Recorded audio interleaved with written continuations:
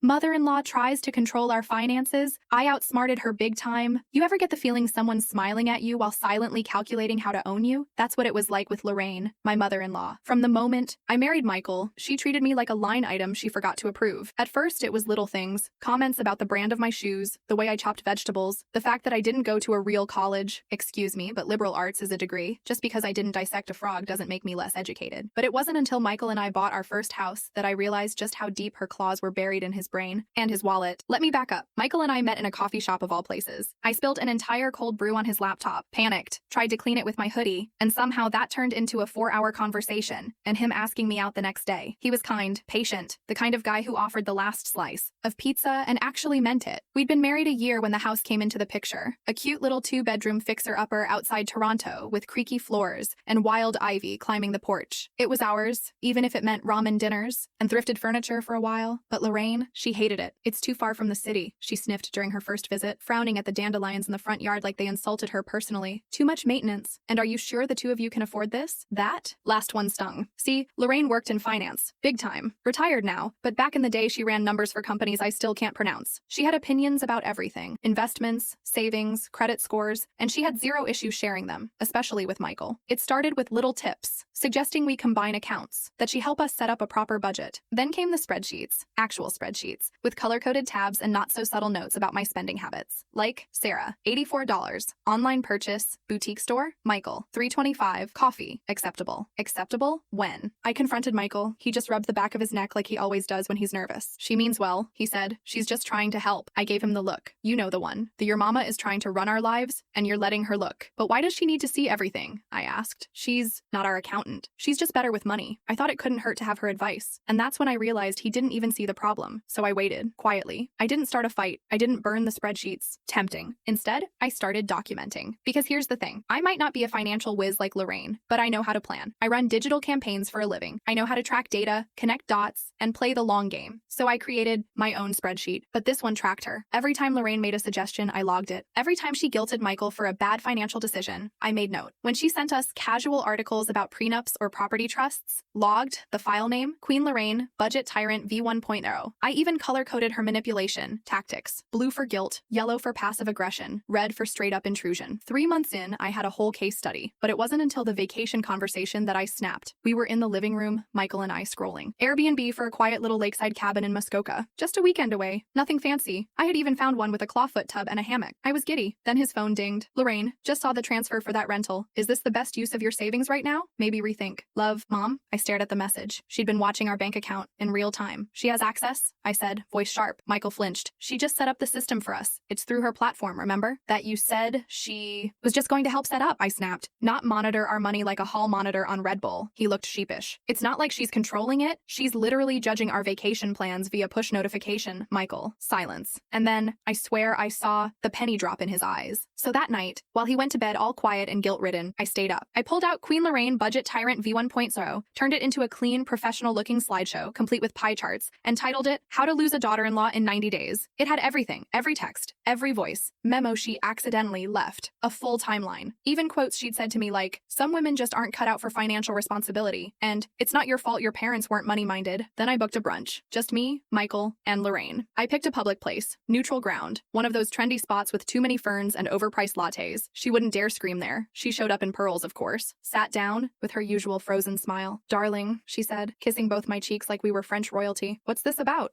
I slid the laptop across the table. Michael shifted awkwardly beside me. He hadn't seen the deck. I didn't want him to. Lorraine clicked. She scrolled. The color drained from her face faster than my bank balance on payday. When she got to the final slide, a screenshot of her last message about the cabin with the caption, Final Straw, she shut the laptop slowly. Well, she said, setting her espresso down carefully, you've certainly done your homework. Yep, I said, folding my hands. And you're officially being removed from our accounts. Permanently. Her lips parted. Michael? He looked at her, then at me, then said, without hesitation, yeah, Sarah's right. Boom. The silence that followed? Pure. Gold. Like the sound of freedom. I paid for brunch with my card, gave her a wink, and walked out with Michael's hand in mine. I'd played her game, and I'd won. So funny thing about cutting someone off, they rarely go quietly. Especially when that someone is Lorraine Matthews, queen of investment portfolios, part-time control freak, and full-time meddler. After brunch, things were tense. Not gonna lie, I half expected her to barge through our door with a stack of legal documents and a PowerPoint titled Why My Daughter-in-Law is a Financial Liability. But for the first week, there was radio silence. No texts, lists, no spreadsheets, no veiled suggestions about financial literacy podcasts. It was almost peaceful until the mail came, an envelope, no return address. Inside, a single typed page titled The Budgeting Mistakes Young Couples Make and How to Fix Them, with certain points bolded in red, like 3. Spontaneous vacations, long-term regrets. 8. Letting emotion cloud logic, especially when pregnant or hormonal. I mean, seriously? I laughed. I really did. A dry, sarcastic little laugh that made Michael raise an eyebrow from across the room. What is it? I handed it to him. Your mom's ghostwriting now. He read it, blinked. Is this a pamphlet? She thinks she's subtle, and that's when it hit me. I could keep reacting, or I could finish this, once and for all, because here's the truth. This wasn't about money. Not really. This was about power, about control. Lorraine didn't just want us to be responsible. She wanted us to need her, but I don't do codependency. So I made a decision. I got to work. See, Lorraine may have been a numbers person, but I was a people person. I knew stories, I knew messaging, and I had an idea. We were planning a financial wellness workshop at the community center. Small thing, open to young couples trying to navigate marriage, bills, and babies. I was asked to host the branding and social side, but I pitched a new idea. What if, I told the coordinator, we included a session on boundaries, financial boundaries, in-laws, parents, friends, anyone who oversteps. She loved it. I was in. The day of the workshop, I wore my best, yes, I have receipts, blazer. Michael came too, supportive as ever, though still a little wary of what I was cooking up. The room was filled with couples in their 20s and 30s, some with toddlers, some with baby bumps, all looking exhausted and ready for real talk. Stepped up to the mic. Hi, I'm Sarah, marketing consultant, cat mom, budget rebel, and former victim of what I like to call mother-in-law financial infiltration syndrome. Laughter. I continued. Let's talk about what happens when help turns into surveillance, when family thinks access equals ownership, when your bank account becomes a group chat. More laughter, a few knowing groans. One woman muttered, "Preach," under her breath. I shared my story. Honestly, I didn't name Lorraine, but I didn't need to. The message was clear. You have the right to your own damn wallet, even if your mother-in-law thinks she's Warren Buffett. When I stepped down, people clapped. A few approached me afterward, telling me how they'd struggled with similar dynamics. One couple even asked if I'd be open to doing a podcast episode with them. But the real twist, Lorraine found out, apparently someone in her bridge club attended the event. Yes, bridge. She's that kind of rich. The next day, she called Michael. I didn't hear the conversation. He took it outside, but I saw the look on his face when he came back in. Somewhere between annoyed and weirdly proud. She's mad, he said, slumping onto the couch. I bet. Said you publicly humiliated her. I didn't name names. Said she wants a sit down. One last talk. I blinked. Seriously? He nodded. She said she wants to apologize and maybe set some new terms. New terms? Oh, I had some terms. We met at her house this time. Her domain, her rules, whatever. But I walked in tall, unshaken. Michael held my hand the whole way. She greeted us with a tight smile. There was tea, store-bought cookies. Clearly an effort. I've been reflecting, she started, which for Lorraine was practically weeping an apology. I thought I was helping, she went on. But I see now. I was trying to control things. And I'm sorry. My eyebrows rose. Sincerely? I didn't expect her to go full soft. But here's the kicker. Then she added, if you ever want real advice, real strategy, I'd be happy to sit down and teach you. But I'll wait until you ask. That part hit different. She wasn't backing down entirely. She just adjusted. Realized maybe we weren't little kids. Maybe we had this. And maybe I didn't have to burn the bridge completely to rebuild it on my terms. So I nodded. Thank you. That means a lot. Michael looked like he'd just exhaled for the first time in a year. We left with no spreadsheets, no shade, no surveillance, just space. And let me tell you, that was richer than any acceptable budget line. Weeks passed. No more pamphlets, no weird financial advice disguised as concern. Lorraine even sent us a gift card for our vacation. No strings attached. That was the real win. Not the showdown, not the slideshow, not even the workshop. The win was reclaiming our space, our money, our marriage. And yeah, sometimes it takes a financial ambush, a petty PowerPoint, and one very public clapback to get there. But I don't regret a thing, because this is freedom. This is power. This is ours.